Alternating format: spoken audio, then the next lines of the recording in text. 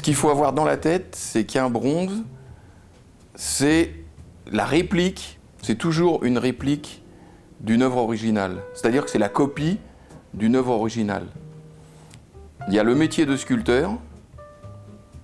Le sculpteur, c'est un créateur.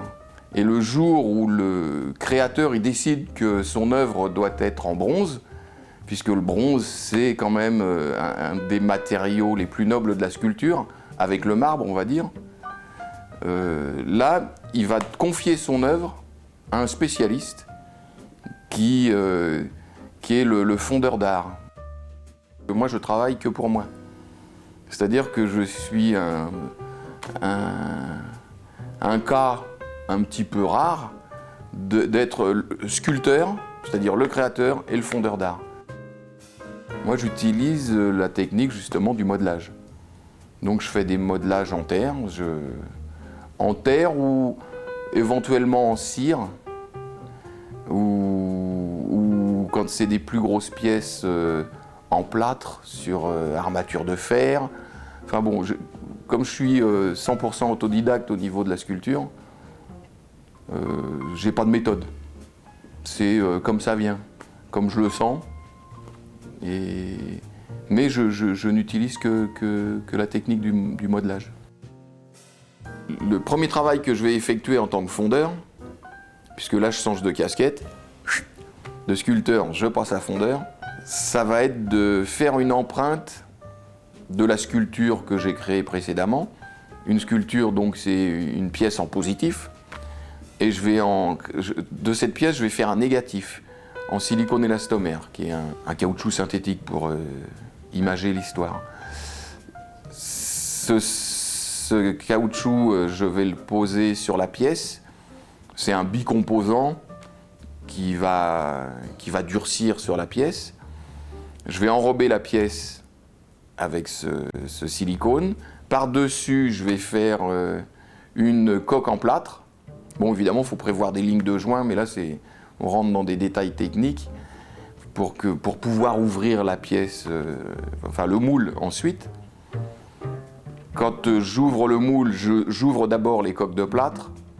Ensuite, j'ouvre le silicone que je replace dans ces coques de plâtre. Et là, j'ai créé le négatif. Du négatif, en silicone, je vais retirer un positif en cire. C'est-à-dire que je vais estamper à l'intérieur du moule, donc directement contre le silicone. Je vais estamper de la cire au pinceau pour arriver à une épaisseur donnée.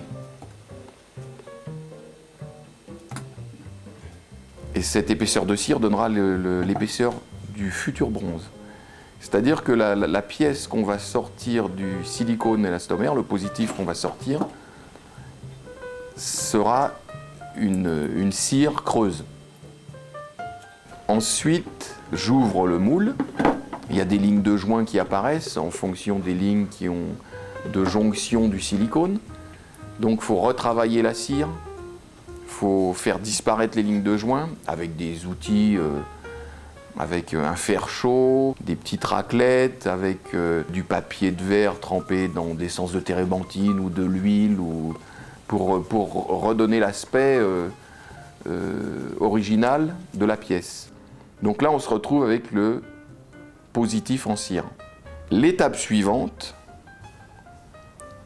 ce sera de faire ce qu'on appelle le montage de cire. C'est-à-dire qu'il faut prévoir le remplissage du futur moule. Donc, il faut créer un réseau de baguettes de cire, on va dire, autour de la pièce, qui serviront de canaux pour le remplissage du futur moule. Donc, en fait, on a la cire, on va la relier par des baguettes de cire à un cône de coulée, c'est-à-dire un entonnoir, en cire. On va souder des baguettes de cire de l'entonnoir vers la sculpture. Ça, il faut le poser judicieusement pour éviter d'avoir des manques au futur remplissage du moule par le bronze. Et on va faire un autre réseau de baguettes de cire qui partiront de la pièce, mais qui seront indépendantes de l'entonnoir, du cône de coulée. Et ces baguettes de cire, ça créera des cheminées qui permettront d'évacuer les gaz au moment du remplissage. C'est comme quand on remplit par exemple une bouteille d'eau, on a un glou-glou qui sort, c'est l'air qui sort. Mais ça sort par l'endroit où rentre l'eau. Et nous, on veut éviter ça. Il faut que ça sorte par un autre endroit pour éviter de faire des turbulences dans le liquide qui rentre. Le liquide qui rentre, en l'occurrence, c'est le bronze. Donc si on n'avait pas de cheminée d'évacuation, on aurait ce glou-glou dans le métal en fusion et ça générerait des tas de problèmes. Donc là, ça rentre sans faire rentrer d'air par l'entonnoir, mais l'air qui est à l'intérieur du moule au départ, il peut s'échapper par des cheminées. Et il faut éviter qu'il se bloque dans des cloches, c'est-à-dire dans des retours de moule.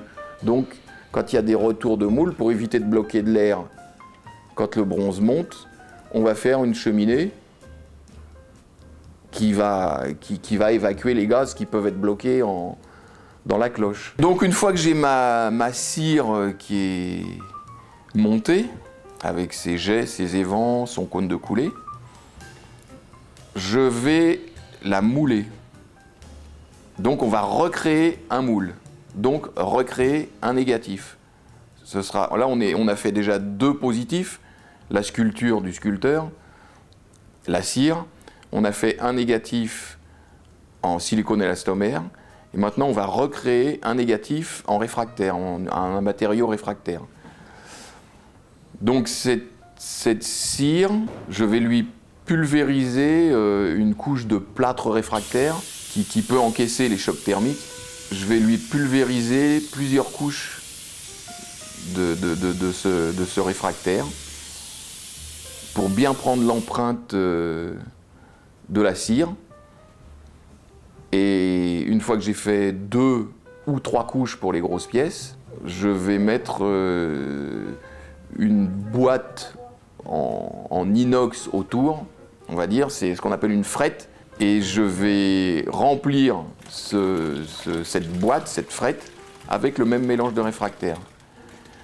Si bien que ma cire va se retrouver au milieu d'un énorme bloc de plâtre, on va dire. Et comme le cône de coulée était posé sur une table, avec ma cire au-dessus, j'avais le cône de coulée, la cire au-dessus.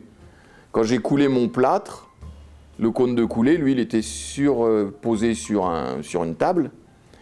Et quand tout ça s'est pris, quand le plâtre a durci, quand j'enlève mon moule de la table, mon cône de coulée apparaît. Je vais mettre ça dans un four. Je vais mettre mes moules à cuire pour 2 raisons. La première raison, c'est qu'il faut que j'évacue la cire pour créer un espace dans ce moule, parce que pour l'instant, tout est plein, il n'y a pas de vide. Puisqu'il y a de la cire entourée de plâtre. Mais il me faut un moule. Et pour faire le moule, je vais chauffer tout cet appareil et la cire va fondre. La cire fondant laisse un espace, un vide, dans le bloc de plâtre réfractaire, et ce vide sera donc, lui, le négatif de mon original. Mon temps de cuisson des moules, pour les moules les plus simples, on va dire, je ne parle pas des pièces importantes, enfin des grosses pièces que je fais, mais il faut minimum 5 jours de cuisson. Et une fois que le palier à 250 degrés est en cours, je vais passer à la phase fonderie.